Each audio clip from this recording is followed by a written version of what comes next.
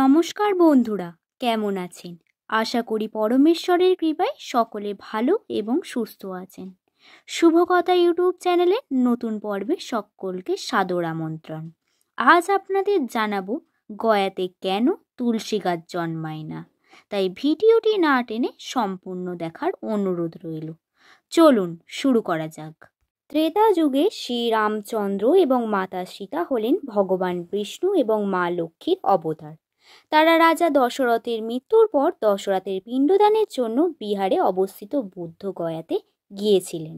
বাবার পিণ্ডদানের জন্য সামগ্রী জোগাড় করতে গিয়েছিলেন রাম এবং লক্ষ্মণ। সীতা একা ছিলেন। এদিকে সামগ্রী জোগাড় করতে গিয়ে বেলা গড়িয়ে যায়, ফলে রাজার পিণ্ডদানের সময়ও পেরিয়ে যাচ্ছিল। সেই সময় সীতাকে দর্শন দেন রাজা দশরথ।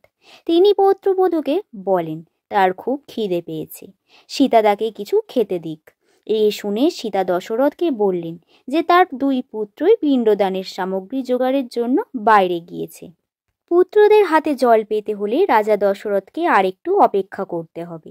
রাম লক্ষ্মণ ফিরলে সীতা তাদের সঙ্গে শ্বশুরের উদ্দেশ্যে পিণ্ডদান করবেন, কিন্তু অপেক্ষা করতে নারাজ ছিলেন রাজা। তিনি তখন সীতাকে আদেশ দেন ফাল্গু নদীর তীরে থাকা বালি দিয়েই তাকে পিণ্ডদান করতে। বাধ্য হয়ে সীতা তাই করলেন, বালি দিয়ে পিণ্ডদান করলেন। এদিকে তখন রাম লক্ষ্মণ আসেননি। দশরথকে সীতা পিণ্ড দিয়েছেন। তা দেখেছিলেন বটগাছ, ফাল্গু নদী, একটি গরু, কাক, একটি তুলসী গাছ এবং একজন ব্রাহ্মণ। রাম লক্ষ্মণ ফিরে আসার পর সীতা তাদের সব বলেন, এমনকি 6 জন যে সব পিণ্ডদানের সাক্ষী ছিলেন তাও বললেন। সাক্ষীদেরকে জিজ্ঞাসা করা হলো, ফাল্গু নদী, গরু, তুলসী গাছ, কাক ও ব্রাহ্মণ জানালেন সীতা মোটেই পিণ্ডদান করেনি। শুধু বটগাছ জানালেন যে সে দেখেছে মা সীতা নিয়ম মেনেই রাজা দশরথকে পিণ্ডদান করেছেন। বাধ্য হয়ে দশরথ নিজে উপস্থিত হয়ে জানালেন সীতা সমস্ত বিধি পালন করেই পিণ্ডদান করেছেন। এবার ক্রুদ্ধ হয়ে সীতা ফাল্গু নদী, গরু, কাক এবং তুলসী গাছ ও ব্রাহ্মণকে অভিশাপ দিলেন।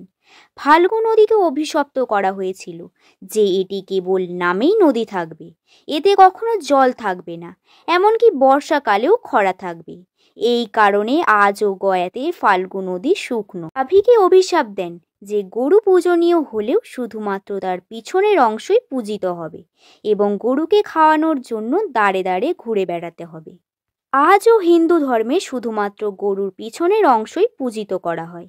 মাতা সীতা ব্রাহ্মণকে অভিশাপ দিয়েছিল যে তিনি যতই পান না কেন তিনি কখনো সন্তুষ্ট হবেন না এবং গরিব থাকবেন।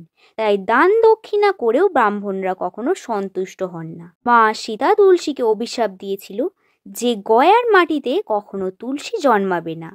তাই আজও গয়ার মাটিতে তুলসী গাছ জন্মায় না। এটা আজ পর্যন্ত সত্য। এবং কাক সবসময় মারামারি করে খাবার খায়, তাই আজও পর্যন্ত কাক একা খাবার খায় না।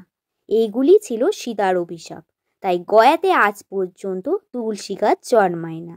ভিডিওটি এই পর্যন্তই। ভালো লাগলে অবশ্যই লাইক, কমেন্ট, শেয়ার, সাবস্ক্রাইব করে পাশে থাকবেন। সকলে ভালো থাকবেন, সুস্থ থাকবেন, সাবধানে থাকবেন। দেখা হবে পরবর্তী কোনো ভিডিওতে। সকলকে ধন্যবাদ।